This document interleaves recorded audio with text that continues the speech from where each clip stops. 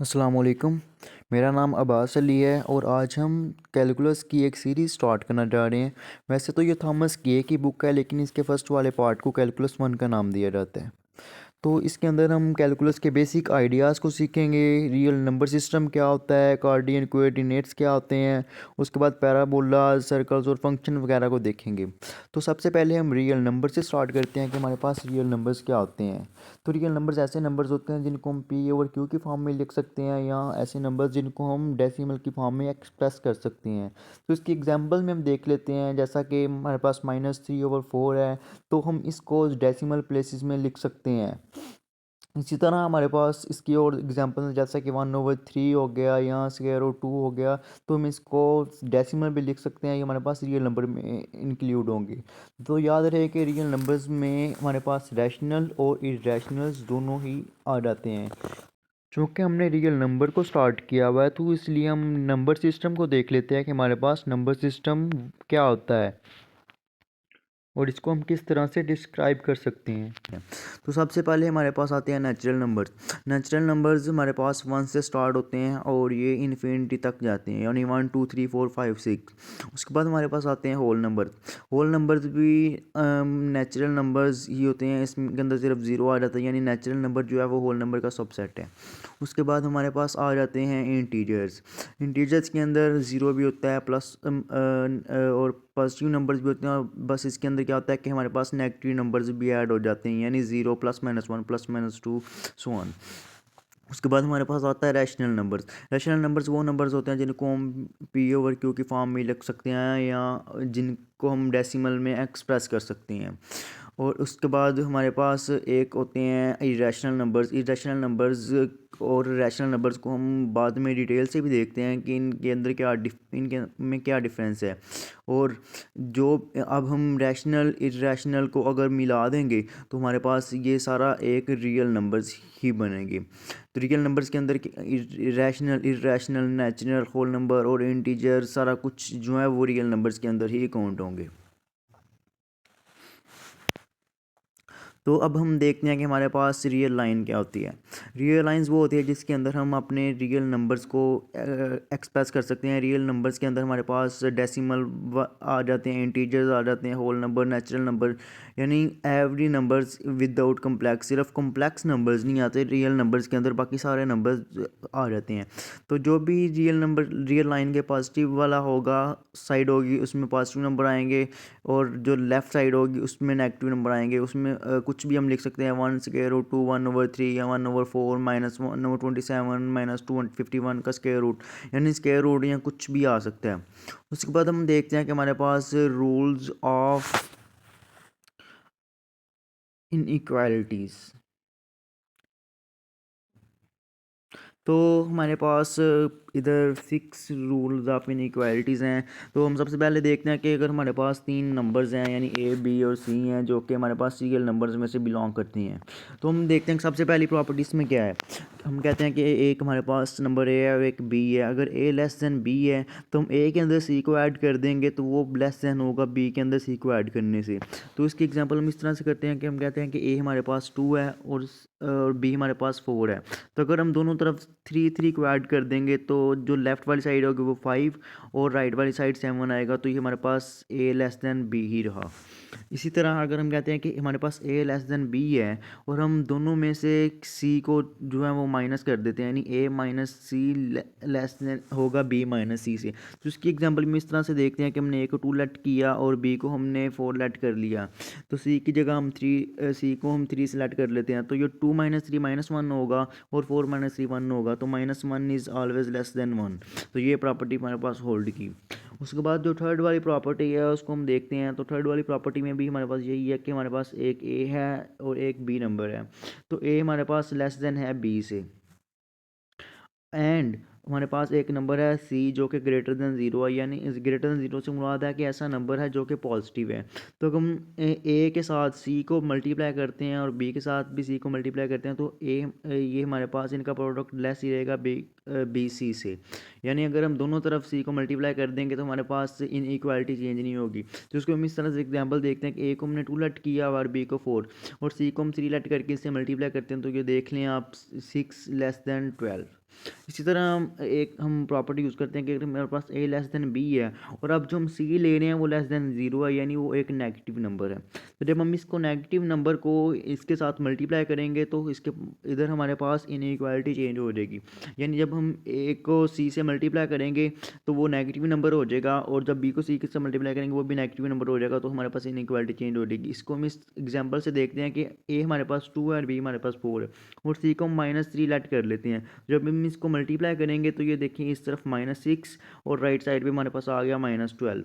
तो -6 always greater than -12। उसके बाद हम अपनी फिफ्थ वाली प्रॉपर्टी को देखते हैं कि हमारे पास एक नंबर है जिसको हम कहते हैं कि ए हमारे पास एक पॉजिटिव नंबर है, यानी ग्रेटर दैन ज़ीरो है, और अगर हम उसका रेसिप्रोकल लेंगे तो वो भी हमेशा ग्रेटर दैन ज़ीरो ही होगा। तो इसकी एग्जांपल हम देख लेते हैं कि ए अगर हमारे पास 2 4 6 या कोई भी हम नंबर ले सकते हैं रियल नंबर्स में से, तो अगर हम उसको 1/2 लिख लें या 1/4 या 1/6 या 1/1000 मिलियंस कुछ भी लिख लें, वो हमेशा हमारे पास पॉजिटिव ही रहेगा। वो हमारे पास ज़ीरो से लेस कभी भी नहीं होगा, नेगेटिव नंबर कभी भी नहीं आएगा। छठी प्रॉपर्टी में हम ये देखते हैं कि अगर हमारे पास दो नंबर्स ए और बी हैं जो कि ग्रेटर दैन ज़ीरो हैं, या ए और बी ऐसे नंबर्स हैं जो कि लेस दैन ज़ीरो, यानी या वो दोनों पॉजिटिव हैं या दोनों नेगेटिव हैं, तो अगर हमारे पास ए लेस दैन बी होगा तो उनका रेसिप्रोकल जो है वो चेंज हो जाएगा। यानी अगर हम लेट कर लेते हैं कि हमारे पास ए 2 है और जो बी है वो 4 है, तो जब हमने इनका रेसिप्रोकल लिया तो ये 1/4 और 1/2 यानी 0.25 लेस होगा 0.5 से, यानी इनके अंदर इनइक्वालिटी चेंज होगी। अब दूसरा हम दो नेगेटिव नंबर्स को ट्राई करके देख लेते हैं। तो हमने दो नेगेटिव नंबर्स लिए -6 और -3। जब हमने इनका रेसिप्रोकल लिया तो ये देखिए -1/3 लेस हो गया -1/6। तो इस चीज़ को भी हमने देख लिया कि अगर हम इस तरह से करेंगे तो हमारे पास जो इनइक्वालिटी है वो चेंज हो जाएगी। तो इसके बाद हम ये चीज़ को देखेंगे।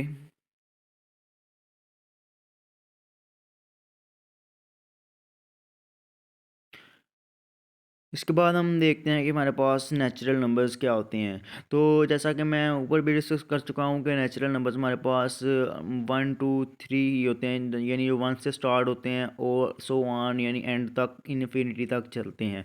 उसके बाद हम थोड़ा सा देख लेते हैं कि हमारे पास इंटीजर्स क्या होते हैं। तो इंटीजर्स 0 से स्टार्ट होते हैं और इसके अंदर नेगेटिव नंबर्स भी आ जाते हैं, पॉजिटिव नंबर्स भी, यानी +-1 +-2 +-3 सो ऑन। इसके अंदर फ्रैक्शंस वाले नंबर्स नहीं ऐड होंगे। उसके बाद हम देखते हैं कि रैशनल नंबर्स क्या होते हैं। जैसे कि मैं पहले भी डिस्कस कर चुका हूँ कि रैशनल नंबर्स ऐसे नंबर्स होते हैं जिनको हम डेसिमल फॉर्म में लिख सकते हैं, यानी पी और क्यू के फॉर्म में लिख सकते हैं। और पी और क्यू जो है वो हमारे पास इंटीजर्स होने चाहिए। और एक बात याद रखनी है कि जो हमारा क्यू होगा वो कभी भी ज़ीरो के इक्वल नहीं होना चाहिए, क्योंकि अगर हम इसको ज़ीरो के इक्वल रख देंगे तो वो तो अनडिफाइंड हो जाएगा ना। तो इसके हम एक दो एग्जांपल देख लेते हैं। जैसा कि हम कोई भी नंबर लिख सकते हैं 1/3 या -4/9 या 200/13 या 57, क्योंकि 57 भी हमारे पास रियल नंबर होगा, क्योंकि कोई भी नंबर का जो डिवाइज़र होता है वो 1 होता है, ठीक है ना। अब इसके इसके लिए दो प्रॉपर्टीज़ हैं कि हम रैशनल नंबर्स को दो तरह से देख सकते हैं कि ये हमारे पास रैशनल नंबर है। एक तो ये चीज़ है कि वो टर्मिनेटिंग होना चाहिए। तो इसकी एग्जांपल हम देखते हैं कि टर्मिनेटिंग नंबर कौन सा होता है। जैसा कि हमने लिखा 3/4, तो इसका आंसर आता है हमारे पास 0.75। तो ये हमारे पास आंसर यहाँ तक ख़त्म हो गया। टर्मिनेट का मतलब है कि वो आंसर आगे चलता रहे, यानी वो ख़त्म हो जाए ना, नॉन टर्मिनेटिंग, ठीक है ना। और दूसरा हमारे पास ये है कि वो रिपीटिंग होना चाहिए।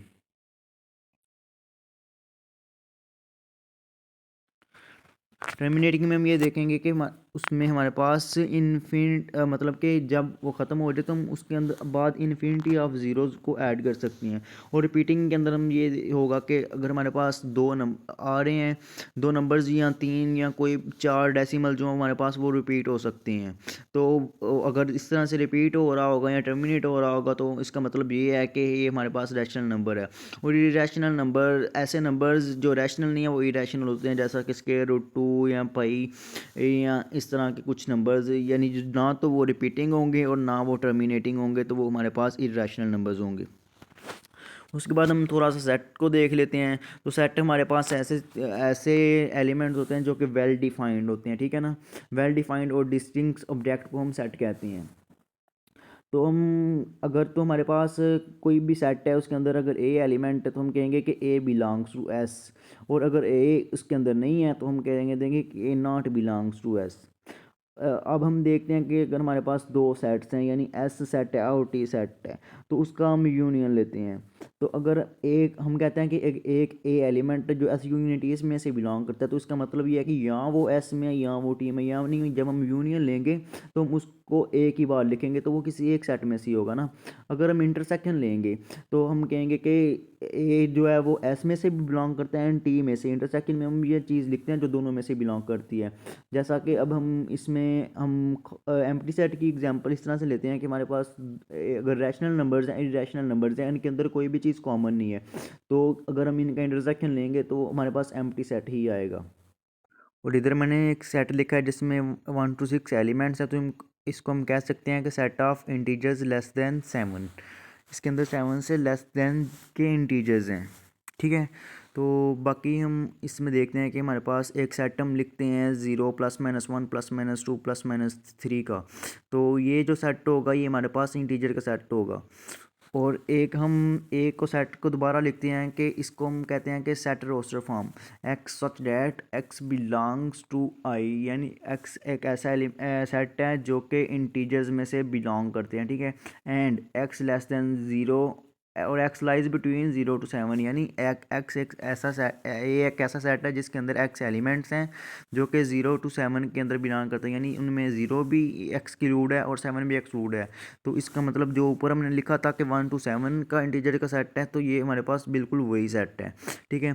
उसके बाद हम एक चीज़ देखते हैं कि हमारे पास इंटरवल्स क्या होते हैं। तो इंटरवल्स ऐसे होते हैं, सब सेट ऑफ रियल लाइंस को इंटरवल्स कहते हैं कि इस रियल लाइंस का हम किसी भी एक पार्ट को ले लें तो वो हमारे पास इंटरवल्स होंगे। इसके बाद हम फाइनाइट इंटरवल को देखते हैं। तो फाइनाइट इंटरवल्स वो इंटरवल्स होते हैं जिनके एलिमेंट्स को हम काउंट कर सकते हैं। उसके बाद आते हैं इनफाइनाइट इंटरवल्स। तो इनफाइनाइट इंटरवल्स ऐसे इंटरवल्स होंगे जिनके एलिमेंट्स को हम काउंट नहीं कर सकते, जैसा कि इधर मैं लिखता हूँ 2 3 4 5 सो ऑन। तो इसके अंदर ऐसे एलिमेंट्स हैं जिनको हम काउंट नहीं कर सकते। उसके बाद हम क्लोज को देखते हैं। तो इसके लिए हम फुल ब्रैकेट्स यूज़ करते हैं। इसमें जो हमारे पास एंड पॉइंट, इनको हम एंड पॉइंट्स भी बोलते हैं, यानी ब्रैकेट्स को एंड पॉइंट बोलते हैं। और इन अगर तो ये फुल ब्रैकेट्स होंगी तो ये क्लोज्ड होगा। अगर एक तरफ से फुल होगी, एक तरफ से राउंड ब्रैकेट होगी, तो हम इसको कहते हैं कि ये हाफ ओपन है। अगर दोनों तरफ से राउंड ब्रैकेट्स होंगी तो हम इसको कहते हैं कि ये हमारे पास ओपन इंटरवल है।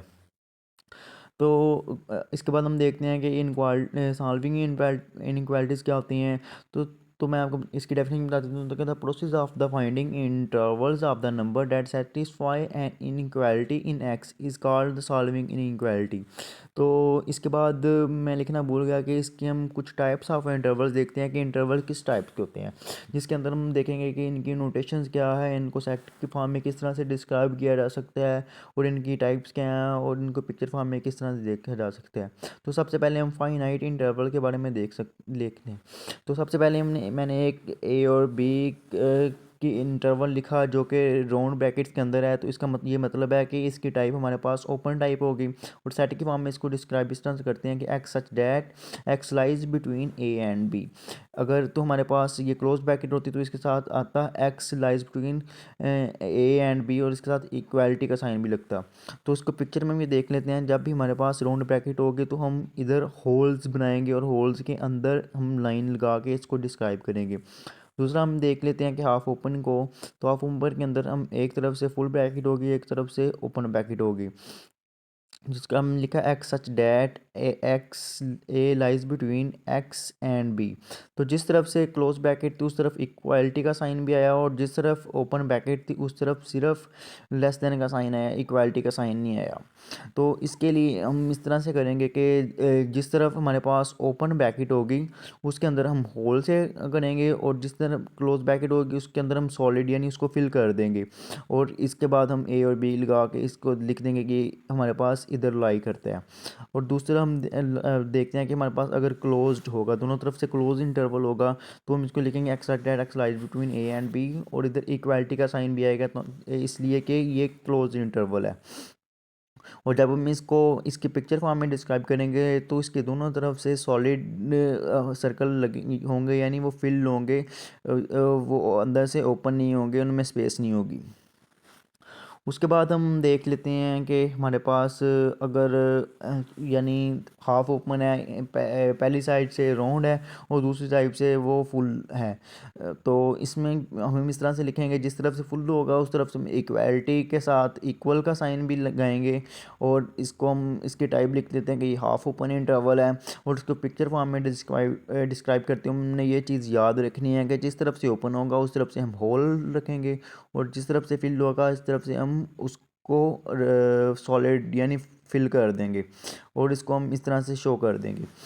उसके बाद हमने ये फाइनाइट इंटरवल्स की कुछ टाइप को देख लिया, अब हम इनफाइनाइट इंटरवल्स की कुछ टाइप को देख लेते हैं। तो इसमें हमारे पास सबसे पहले तो ये आ जाती है कि इनफाइनाइट वो होगा जिसके अंदर हमारे पास इन्फिनिटी यूज़ होगी, तो हम इसको इनफाइनाइट कहेंगे। तो सबसे पहले हम इसकी ओपन को देख लेते हैं कि जिसके अंदर सिर्फ हमारे पास ओपन ब्रैकेट्स होंगे। तो इसको डिस्क्राइब करने का ये मेथड है कि हम लिखते हैं x such that x is greater than a, क्योंकि हमें इसके एंड पॉइंट का नहीं पता। तो चूँकि ओपन ब्रैकेट है तो इसको हम होल से शो करते हैं, और इसको हम फुल लाइन से डिस्क्राइब कर देंगे, तो ताकि हमें नहीं पता कि ये कहाँ ख़त्म हो रही है। और ये चीज़ याद रहे कि इन्फिनिटी की तरफ हमेशा राउंड ब्रैकेट ही आएगी, क्लोज कभी नहीं होगी। अब दूसरे हमारे पास एक इंटरवल है जो कि हाफ ओपन है, यानी इसकी एक तरफ तो फुल ब्रैकेट है, एक तरफ राउंड है। तो इसको डिस्क्राइब करते हुए भी हम एक चीज़ का ध्यान रखेंगे कि जब हम इसको डिस्क्राइब करेंगे तो हमारे पास फुल ब्रैकेट जिस तरफ है उसको हम फुल डॉट से शो करेंगे, यानी उसको हम अंदर से खाली नहीं छोड़ेंगे, और हम लाइन को आगे तक ले जाएंगे ताकि हमें नहीं पता है कि ये किधर ख़त्म हो रही है।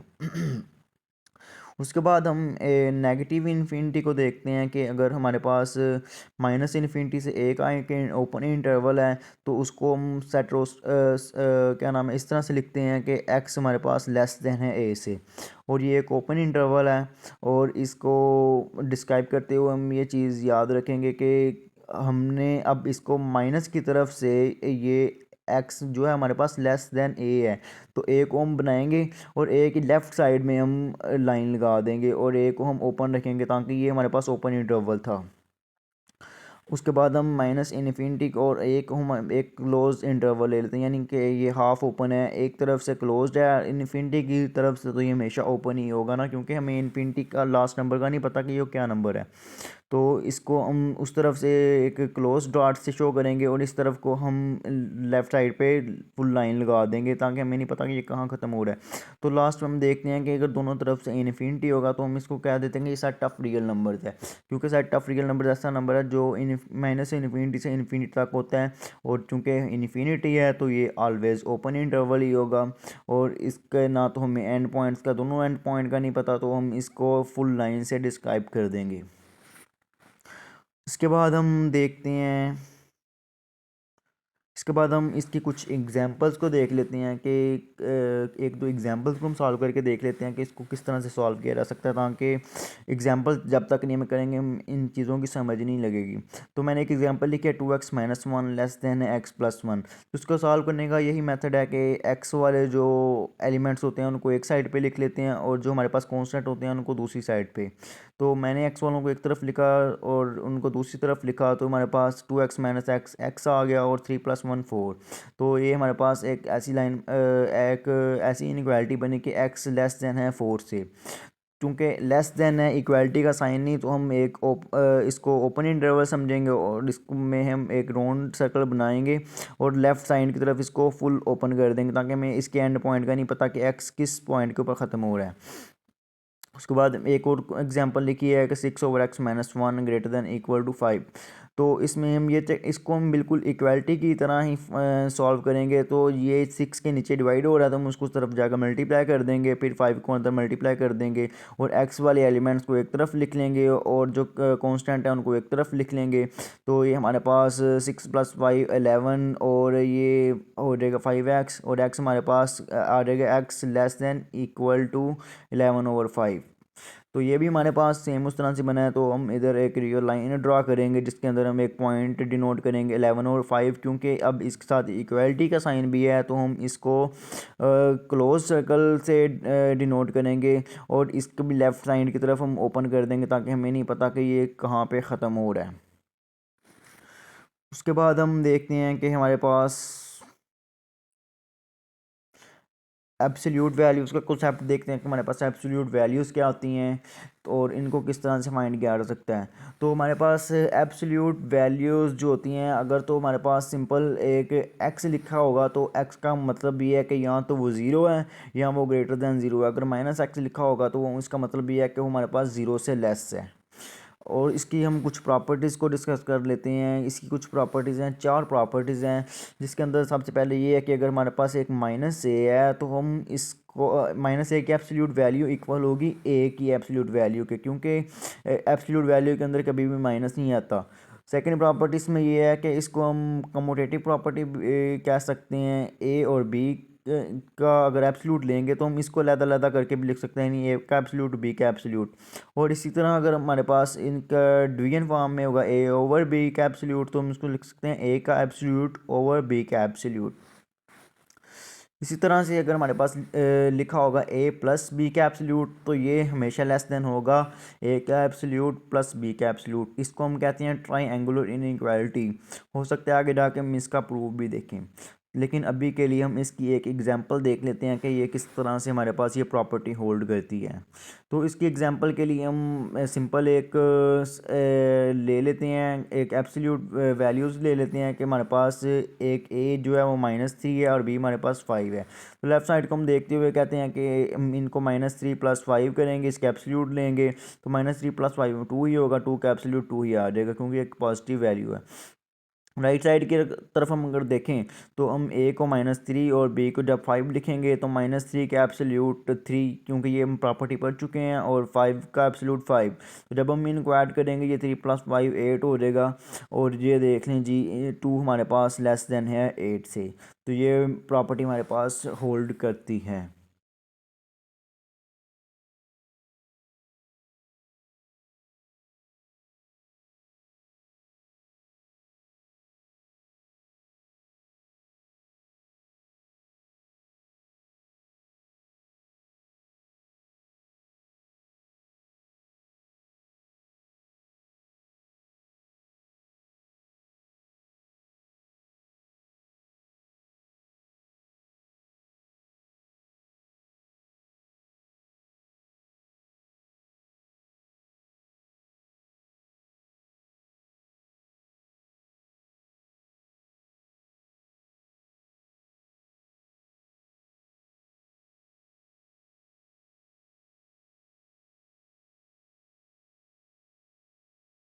दूसरी प्रॉपर्टी में ये है कि अगर हमारे पास x लेस देन a है तो इसका मतलब ये है कि x lies between -a and a, यानी x एक ऐसा एलिमेंट है जो a और -a के दरमियान लाई कर रहा है। और तीसरी प्रॉपर्टी में अगर x का एब्सोल्यूट हमारे पास ग्रेटर देन a है तो इससे मुराद ये है कि x एक ऐसा एलिमेंट है या तो वो ग्रेटर देन a है और या वो हमारे पास लेस देन है -a से। ये चीज़ आपने याद रखनी है क्योंकि ये बहुत एक इम्पोर्टेंट चीज़ है जो कि बहुत सारे कॉन्सेप्ट इससे बनते हैं, बहुत सारे क्वेश्चन में ये यूज़ होता है।